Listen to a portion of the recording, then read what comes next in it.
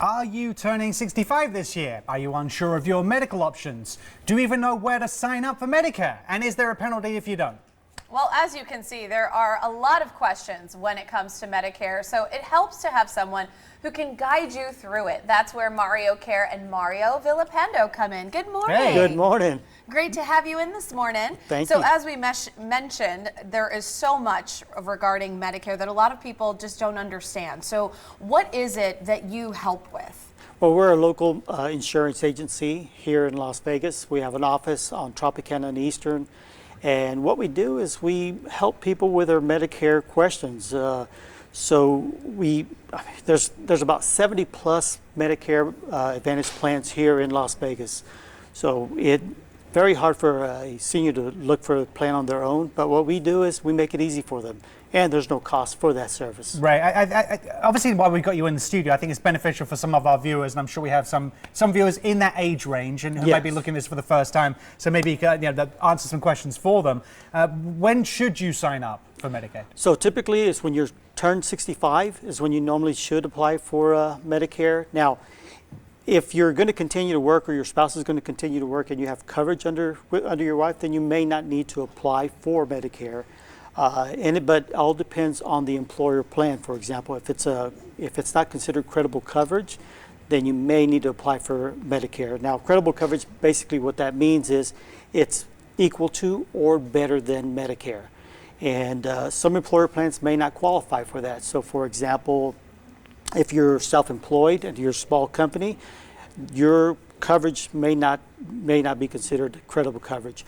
Or if you're just working for a smaller company yourself and it's 20 employees or less, they may not be considered credible coverage. So it's important that you talk to your HR department, give us a call, and we can find out for you as well. Yeah. And what is the Medicare Resource Center, and what are those resources that are provided? So what we do is in Medicare, so many questions. I'm talking about, we get one of them is, when do I apply for Medicare?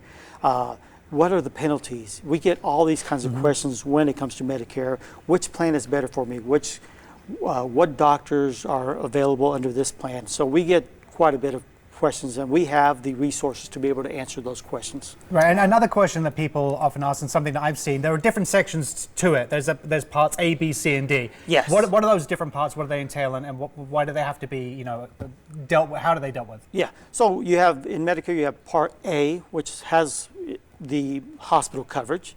Then you have Part B, which is the doctor visits and durable medical equipment. So Part A and Part B are what they call original Medicare. And then on original Medicare, it doesn't come with prescriptions, so you have to get a Part D to cover the prescriptions. And that goes under a private insurance company. But original Medicare, which is Part A and Part B, is through the federal government. After that, you do need the Part D, but Part C puts it all together, and that's called the Medicare Advantage Plan. Now, what some folks might not be aware of is certain penalties. So how do people avoid being penalized? So when you first turn 65, that's when you should apply for Medicare. But once again, if you are going to continue to work, or your spouse is going to cover you, then you may not have to apply for Medicare.